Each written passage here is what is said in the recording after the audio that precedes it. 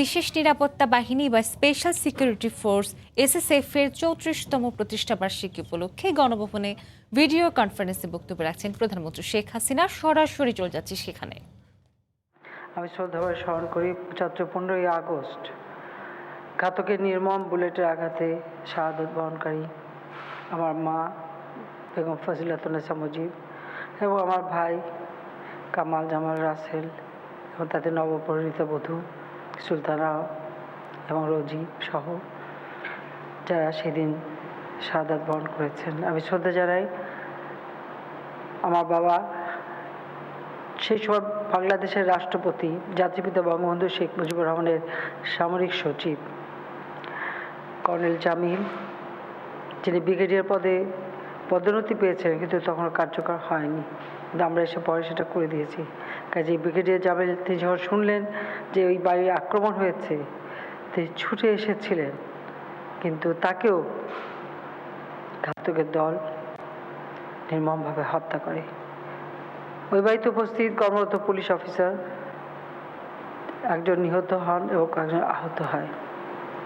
সেদিন যারা জীবন দিয়েছে তাদের কথা আমি স্মরণ করি। এবং এই গোলার আঘাতে মোহাম্মদপুরে কয়েকটি বাড়ি, সেখানেও বেশ প্রায় 11 জন মানুষ একটা পরিবারে মারা যায়, আর একটি পরিবারে আরও কয়েকজন, এরকম 17 জন মানুষ মারা যায়। আমি তাদেরকেও স্মরণ করছি।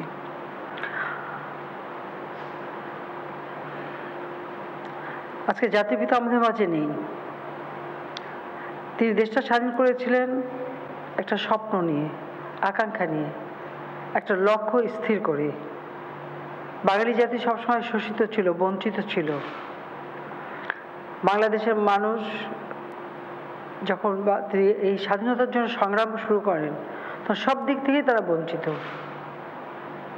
একবেলা ক্ষুধার অন্ন জোটাতে তাদের কষ্ট পেতে হতো, থাকার ঘর ছিল না, রোগী চিকিৎসা ছিল না, শিক্ষার ব্যবস্থা ছিল না। কাজে এই জাতিকে একটা সুন্দর জীবন তিনি দেবেন, ক্ষুধামুক্ত দারিদ্র্যমুক্ত সোনার বাংলাদেশ গড়ে তুলবেন, এটাই ছিল তার জীবনের স্বপ্ন। সেই বাঙালির জন্য একটা সুন্দর ভবিষ্যৎ রচনার জন্য তিনি তার নিজের জীবনকে উৎসর্গ করেছিলেন। তার জীবনের সব রকম ত্যাগ তিনি স্বীকার করেছিলেন এবং বাঙালির পক্ষে কথা বলতে গিয়ে বারবার কারাবরণ করেছেন। তার বিরুদ্ধে লেখা, তার বিরুদ্ধে যে সমস্ত নোটস সেই সময়কার গোয়েন্দা সংস্থা তারা দিয়েছিল উপরে, সেই নোটসগুলি এবং সেই ফাইলগুলি সব আমি সংগ্রহ করি। একজন মানুষের বিরুদ্ধে, আমি জানি না পৃথিবীর আর কোনো দেশে এরকম আছে কি না, 46টা ফাইল, 48 খণ্ড, 40,000-এর উপরে পাতা। তার বুদ্ধে কোথায় যাচ্ছেন, কী করছেন, সেই 48 সাল থেকে নিয়ে 71 সাল পর্যন্ত এই সমস্ত তথ্যগুলি আমি সংগ্রহ করে সেগুলি এখন আমরা প্রচার করছি। আমি মনে করি যারা এই নিরাপত্তার সাথে কাজ করেন তাদেরকে এগুলো একটু এ সম্পর্কে একটু জানা দরকার, যে একটা সেই সময়কার গোয়েন্দা সংস্থা কীভাবে তারা অনুসরণ করতো, কীভাবে কাজ করতো, এবং তাদের এই লেখনীটা এখানে অনেক খবরও জানা যায়। প্রকৃতপক্ষে আমরা যে বাংলাদেশ স্বাধীন, এই স্বাধীনতার ইতিহাসটা কিন্তু ওই গোয়েন্দা রিপোর্ট থেকেই কিন্তু বেরিয়ে আসে যে তিনি ধীরে ধীরে একটি জাতিকে কিভাবে স্বাধীনতার চেতনায় উদ্বুদ্ধ করেছিলেন, এবং তারই ডাকে সাড়া দিয়ে বাঙালি অসহযোগ আন্দোলন করে এবং অসহযোগ আন্দোলন থেকে সশস্ত্র বিপ্লব করে আমাদের এই দেশটা স্বাধীন হয়। মহান মুক্তিযুদ্ধে আমরা বিজয় অর্জন করি। যে বাঙালি সবসময় অবহেলিত ছিল, সেই বাঙালি জাতি যখন একটা স্বাধীন রাষ্ট্র পেল, সেই স্বাধীন রাষ্ট্রকে তিনি গড়ে তুলতে চেয়েছিলেন এবং সে পরিকল্পনা তিনি নিয়েছিলেন, সে সুদূর প্রসারী পরিকল্পনা, কিন্তু সেটা তিনি বাস্তবায়িত করতে পারেনি। মাত্র 3.5 বছর হাতে সময় পেয়েছেন। যুদ্ধবিধ্বস্ত দেশ গড়ে তুলে যখন অর্থনৈতিক উন্নয়নের পথে পা বাড়ান তখনই তাকে নির্মমভাবে হত্যা করা হয়। এবং এই হত্যার পর একটার পর একটা কূপ, বাংলাদেশে সেই সময় 19টা কূপ হয়েছে প্রতিনিয়ত। ওই সেনাবাহিনীতে বিধবার কান্না, সন্তানহারা পিতার মাতার কান্না, পিতাহারা সন্তানের কান্না, এইরকম একটা দুর্বিষহ অবস্থা ছিল। 6 বছর বিদেশে ছিলাম, আসতে পারিনি, নিষিদ্ধ ছিলাম। বাংলাদেশের মানুষ যখন আমাকে, বিশেষ করে বাংলাদেশ আওয়ামী লীগ আমার অনুপস্থিতিতে আমাকে সভাপতি নির্বাচিত করে, একরকম জোর করে আমি দেশে ফিরে আসি এবং সারা বাংলাদেশ ঘুরি। এবং আমারও লক্ষ্য যে এই বাংলাদেশের মানুষকে তাদের ক্ষুধার অন্ন নিশ্চিত করা, তাদের ভাগ্য পরিবর্তন করা, তাদের জন্য একটা সুন্দর জীবন দেওয়া, যেখানে কোনো শোষণ বঞ্চনা থাকবে না, শিক্ষায় দীক্ষায় জ্ঞান বিজ্ঞানে এই জাতি সারা বিশ্বে মাথা উঁচু করে চলবে। আর বাংলাদেশ যে রাষ্ট্র আমরা লাখো শহীদের রক্তের বিনিময়ে অর্জন করেছি, সেই রাষ্ট্র বিশ্ব দরবারে মর্যাদার সাথে চলবে। আর সেই লক্ষ্য নিয়ে কাজ করতে যে প্রতি পদে পদে অনেক বাধার সম্মুখীন হয়েছে, এটা ঠিক, কিন্তু বাধা অতিক্রম করেই চলতে হয়েছে, এটা খুব স্বাভাবিক। আমি জানি এটা যে কোনো সময়, এবং এর জন্য জীবনে ঝুঁকিও নিতে হয়। তাই মাঝে মাঝে এটা মনে করি যে আমার সাথে যারা কাজ করে বা আমার নিরাপত্তায় যারা, তাদের জীবনটা অত্যন্ত ঝুঁকিপূর্ণ। আর আমাদের এসএসএফ এর প্রত্যেকটা সদস্য আমি দেখেছি অত্যন্ত আন্তরিকতার সাথে নিজের জীবনের ঝুঁকি নিয়ে এই নিরাপত্তার ব্যবস্থা করে থাকে। সেই জন্য সবাইকে আমি আন্তরিক ধন্যবাদ জানাচ্ছি এবং আমি সকলের জন্য দোয়া করি। ঠিক যেভাবে প্রতিদিন নামাজ পড়ে আমি আমার নিজের সন্তান এবং আমার দেশবাসী এবং সেই সাথে আমার সঙ্গে যারা কাজ করে সকলের জন্য আমি দোয়া করি যেন সবাইকে আল্লাহ যেন নিরাপদে রাখে। আজকে এমন একটা পরিবেশে আমরা এই অনুষ্ঠান করছি যে আমার নিজের অফিস, আমি সেখানে বসতে পারিনি, আমি গণভবন থেকে ভিডিও কনফারেন্সের মাধ্যমে করে যাচ্ছি। যদিও হ্যাঁ, বাংলাদেশ ডিজিটাল বাংলাদেশ হবে 2008-এর নির্বাচনে ইতিহাস সেই ঘোষণা দিয়েছিলাম। আজকে সেই ডিজিটাল পদ্ধতিতে এটা করতে পারছি। আর এই ডিজিটাল করেছিলাম বলে আজকে করোনা নামে যে একটা ভাইরাস সারা বিশ্বকে আজকে একেবারে স্থবির করে দিয়েছে, তারপরেও আমরা আমাদের দেশের মানুষের সেবা করতে পারছি, তাদের জন্য কাজ করতে পারছি, তাদের চিকিৎসা সেবা দেওয়া থেকে শুরু করে আর্থিক সহযোগিতা থেকে শুরু করে সব ধরনের সুযোগ আমরা দিতে পারছি, যেহেতু আজকে সত্যি বাংলাদেশ আমরা ডিজিটাল করেছি। সেদিক থেকে একটা যে আমরা একটা প্রযুক্তি ব্যবহার করছি, এটা আমাদের আনন্দের বিষয়। আর দুঃখের বিষয় হলো যারা প্রতিনিয়ত আমার জন্য কাজ করে আমি তাদের কাছে যেতে পারছি না, আমাকে দূরের থেকে কথা বলতে হচ্ছে, এটা হচ্ছে সবথেকে কষ্টের। তারপর আমি বলবো সবাই ভালো থাকবে, সুস্থ থাকবে, সেটাই আমি কামনা করি। আমি যখন সরকার গঠন করি তখন আমি দেখেছিলাম যে আমাদের এসএসএফ এর মানে প্রতিনিয়ত তাদেরকে যেহেতু একটা মানে যে শুধু রাষ্ট্রের সরকার প্রধান বা রাষ্ট্রপ্রধান না, আমাদের দেশে প্রচুর বিদেশি অতিথি আসে, ভিআইপিরা আসে, অনেক দেশের রাষ্ট্রপ্রধান সরকার প্রধানরা আসে, তাদেরও নিরাপত্তা আমাদের নিশ্চিত করতে হয়। এই জন্য সব ধরনের প্রস্তুতি আমাদের দরকার। অনেক সময় আমরা দেখেছি যে সেই সময় আমি যখন প্রথমবার সরকারে আসি, ঠিক ওই ধরনের মানে নিরাপত্তা দেওয়ার মতো আধুনিক তেমন কিছু আমাদের ছিল না, বা সংখ্যার দিক থেকে কম ছিল। তার উপর এতে বসবাসের জন্য কোনো সুনির্দিষ্ট সুরক্ষিত জায়গাও ছিল না। অনেক সময় অনেকেই সমস্যার সম্মুখীন হতে হয়েছিল, যে জন্য আমি সেই সময় প্রথম যে ফায়ারিংয়ে প্র্যাকটিস করার জন্য প্রথম 96 সালেই প্রথম, এখন যেটা আছে ওটা আমার সেই সময় করে দেওয়া, এখন আমরা আরও আধুনিক করে দিচ্ছি। পাশাপাশি বিশ্ব এগিয়ে যাচ্ছে, ক্রাইমের ধরনটাও বদলে যাচ্ছে। হয়তো আগে এক ধরনের হতো, এখন অন্যভাবে হয়। কাজে প্রতিনিয়ত কিন্তু আমরা এটা দেখতে পাই যে যত প্রযুক্তি ব্যবহার হচ্ছে, সেই প্রযুক্তি যখন ভালো কাজে ব্যবহার হয় আবার মন্দ কাজেও ব্যবহার হয়। সেদিকে লক্ষ্য রেখে আমাদের যারা নিরাপত্তায় আছে তাদেরকেও সেই আধুনিক প্রযুক্তি জ্ঞান সম্পন্ন হতে হবে। কি ধরনের ক্রাইম হচ্ছে সেটা জেনে নিয়ে তার সঙ্গে সেটাকে কিভাবে প্রতিরোধ করতে হবে, তার জন্য যেমন প্রশিক্ষণ প্রয়োজন, প্রশিক্ষণের সাথে সাথে ইকুইপমেন্টসও দরকার।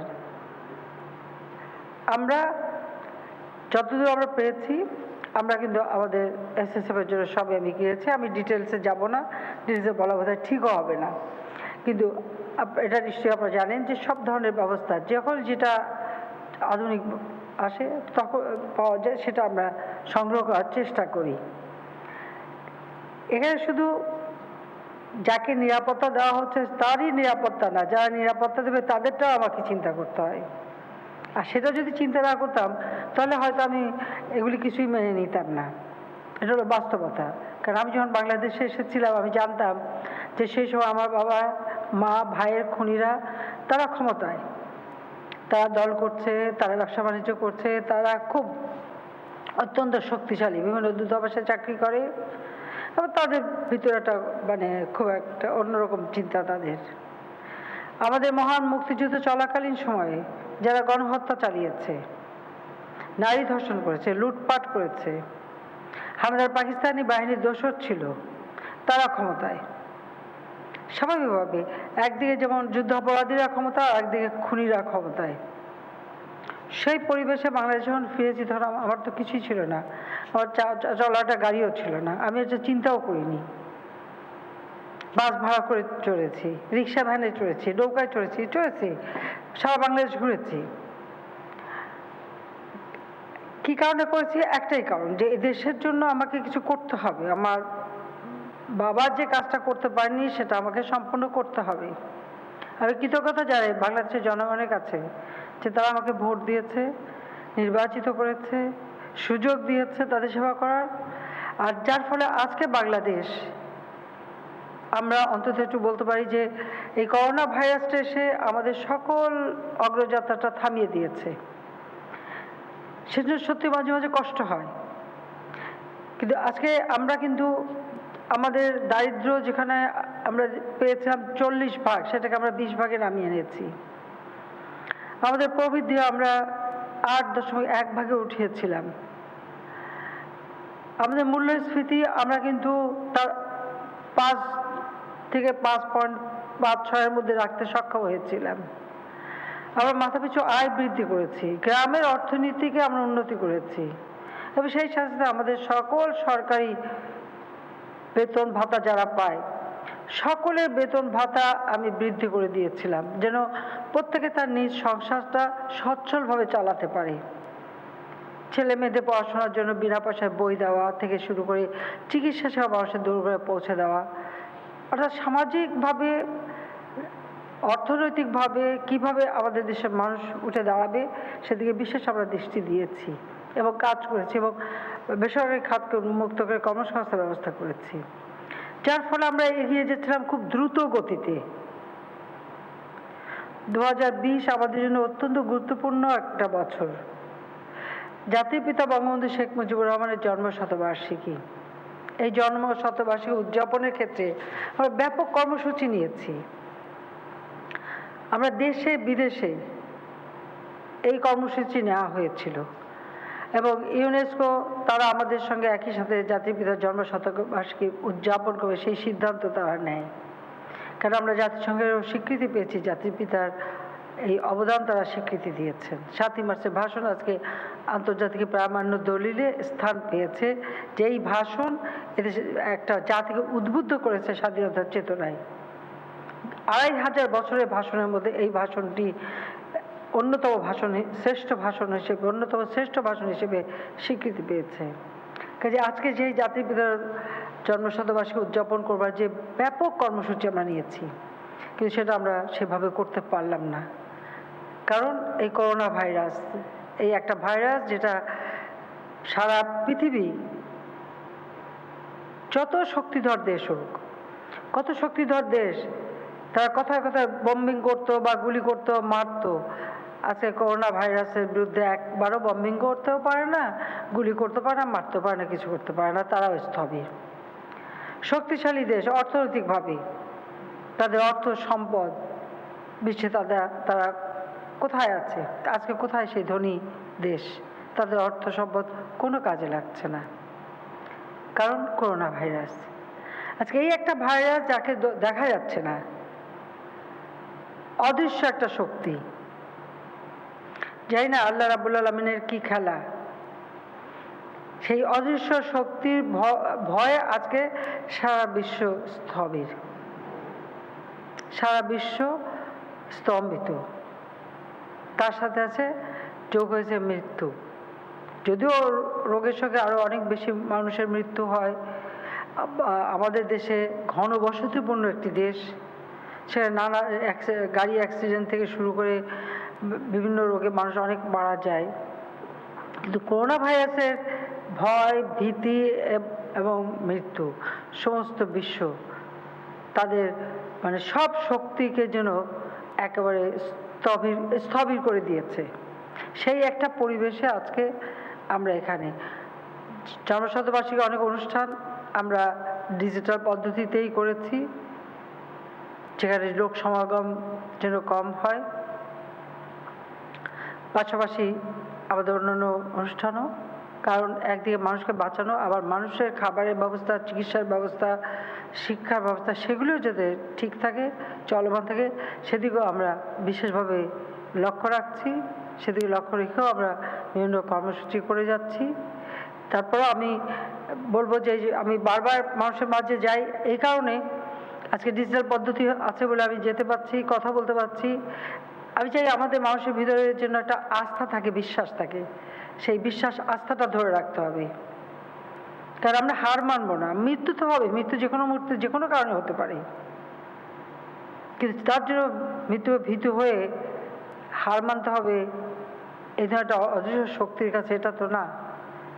সেজন্য আমাদেরও সেইভাবে প্রচেষ্টা চালাতে হবে। এবং আমি দেশবাসীকে সেটাই বলবো যে স্বাস্থ্য সুরক্ষার জন্য যা যা নির্দেশনা সেগুলি মেনে চলে নিজের জীবনকে চালাতে হবে, কিন্তু আবার নিজেকে সুরক্ষিত রাখা মানে অপরকেও সুরক্ষিত রাখা, সেটাও মাথায় রাখতে হবে।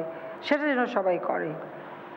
আমি এসএসএফের সকল সদস্যকে আমি আন্তরিক ধন্যবাদ জানাই। এই বাহিনীতে আমাদের সেনাবাহিনী, নৌবাহিনী, বিমান বাহিনী, আমাদের পুলিশ বাহিনী এবং আমাদের আনসার বিডিবি সকলের মিলিত একটি মানে সংগঠন।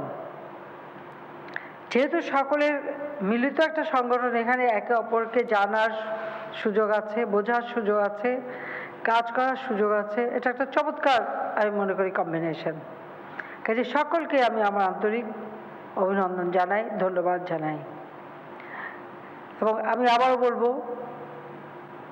যে আমি আমার জন্য, যেমন আমি তুমি করেই বলছি, কারণ তোমরা তো এখন আমার বলতে গেলে নাতির বয়সী, মানে আসলে আমার নাতির বয়সী সবাই বলতে হবে, বা আমার ছেলের বয়সী। এখানে আমার ছেলের বয়সী আছো, নাতির বয়সী আছো। কাজী আমি এটুকু বলবো যে তোমরা যেমন আমার নিরাপত্তার জন্য চিন্তা করো, আমি কিন্তু তোমাদের নিরাপত্তার জন্য সবসময় চিন্তা করি। তোমরা সুরক্ষিত থাকো, সেটাই আমি চাই, কারণ তোমাদের জীবনের মূল্যটা অনেক বেশি। আমরা তো বৃদ্ধ হয়ে গেছি, আজ মূল্য আজ আর কাল বিদ্যুৎ প্রহার করার সময় এসে গেছে, কিন্তু তোমাদের তো ভবিষ্যৎ আছে। কাজে তোমরা নিরাপদ থাকো, সেটা আমার সব সময় আমার চিন্তা। কাজে আমি আল্লাহ রাব্বুল আলামিনের কাছে দোয়া করি যে তোমরা যেভাবে আন্তরিকতার সাথে কাজ করো, আমাদের সকলের পরিবারের সদস্যরাও সকলের নিরাপত্তার জন্য আমরা তোমাদের আন্তরিকতায়, তোমাদের কর্মদক্ষতায় আমরা সত্যি মুগ্ধ। সেই জন্য সবাইকে আন্তরিক আমার ধন্যবাদ জানাচ্ছি। এবং তোমরা সুস্থ থাকো, ভালো থাকো। এবং এই প্রতিষ্ঠা বার্ষিকী তোমরা ঠিক আগে যেভাবে একটা আনন্দমুখর পরিবেশে করা হতো, হয়তো সেভাবে আর করা যাচ্ছে না। তারপরেও মানে সেই স্বাস্থ্য সুরক্ষার নিয়মটা মেনে যতটুকু উৎসব আনন্দ করার তোমরা করবে, সেটাও চাই। কারণ জীবন মৃত্যু খুব পাশাপাশি। আমরা একদিকে যেমন মৃত্যুর খবর পাই, আবার অন্যদিকে অন্য কর্মসূচিও করতে হয়, এটাই আমাদের জীবন। যেমন আজকেও, গতকালকেও আমাদের একজন পার্টির সাবেক মেয়র সিলেটের মারা গেছে, কামরান। আমি তার আত্মার মাগফিরাত কামনা করি। দীর্ঘদিন কাজ করেছি এবং সেও কিন্তু জীবনে বেঁচেছে বারবার। তারপর 2বার গ্রেনেড হামলা হয়েছে। একবার গ্রেনেড হামলা আমাদের ইব্রাহিম নামে একজন পার্টির অফিস সেক্রেটারি, সে মারা গেল। কামরানরা একবার বেঁচে গেল, তার ওই বেঁচে যাওয়াটা ছিল খুব মিরাকেল।